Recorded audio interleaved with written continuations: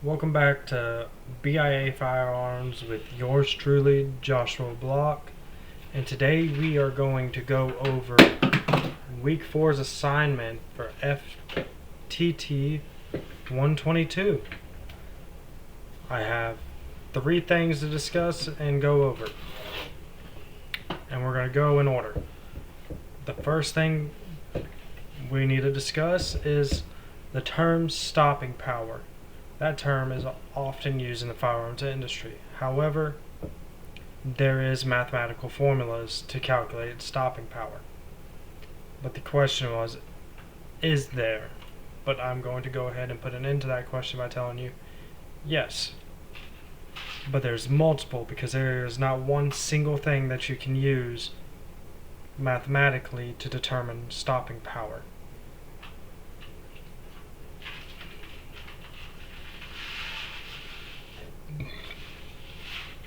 Pardon me.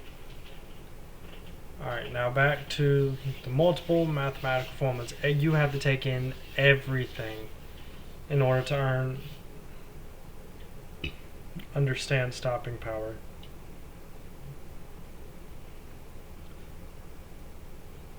Alright, the things that you have to take in, like in various variables, meaning various obstacles that could possibly come up. And that is the simple fact on the bullet weight. How much does it weigh? The velocity. How fast is this thing about to go? The diameter of the bullet. How wide do I need it? The bullet shape. Is it cone? Is it flat? Is it a hollow point? Is it a green tip? Is it black tip? Green tip burns harder and hits harder, while black tip is your standard armor piercing, which you cannot buy unless you have a Class 3 federal license. And don't go try making your own. That's not okay. That'll get you in a lot of trouble.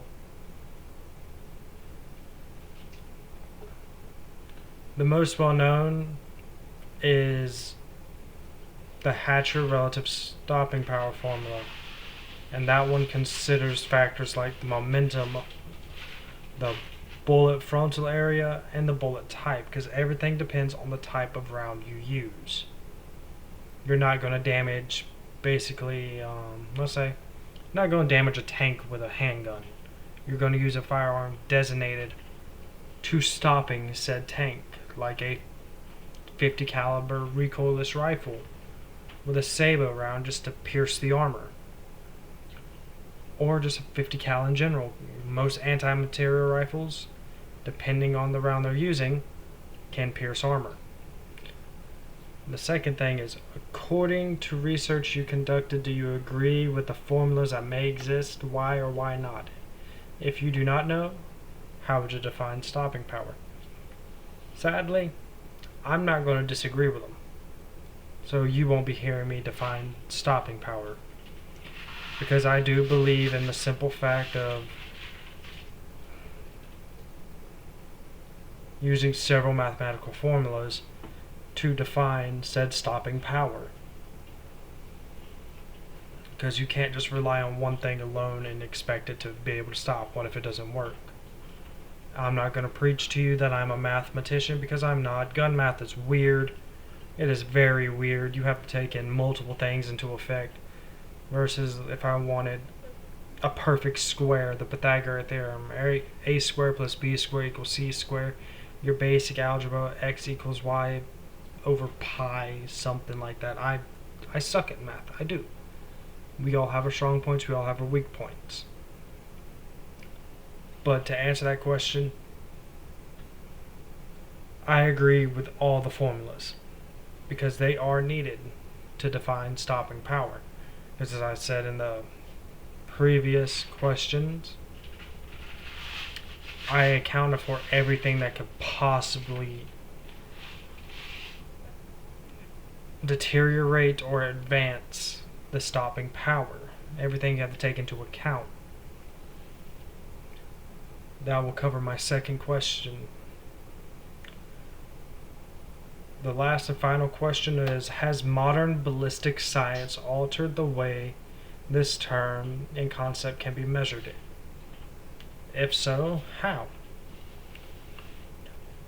To me, the modern ballistic science has significantly altered how stopping power is measured. We have a lot more at our disposal now. We can look at things through high-speed imaging and see exactly how it is if we just slow it down. We have advanced ballistic gel simulations to see how the bullet will enter and the shock wave go through.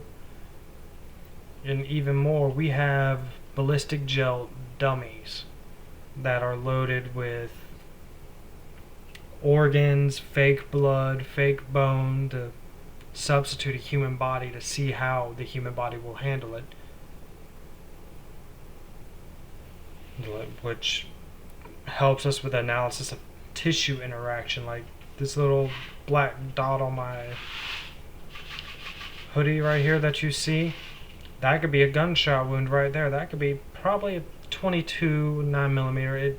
Not even 9mm. 9mm holes it a little bit bigger, or your standard 5.56. That hole right there could go right through, and it'll stay that size.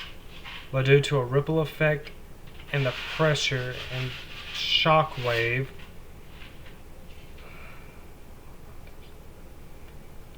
going through the human body, and if it passes through, it'll rip open a larger hole. But the whole point of the tissue interaction is just to measure the size of the temporary cavity created upon impact. I'm sorry about the noises and everything in the background, and I'm sorry about my background being so messy. I'll clean it later whenever we're all feeling better. We're a bit under the weather. As you can see, I was spacing out a whole lot. We're under the weather here.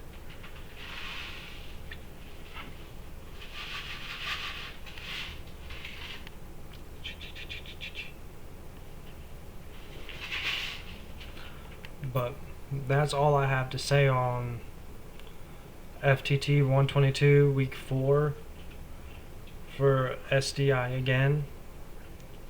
My name is Joshua Block.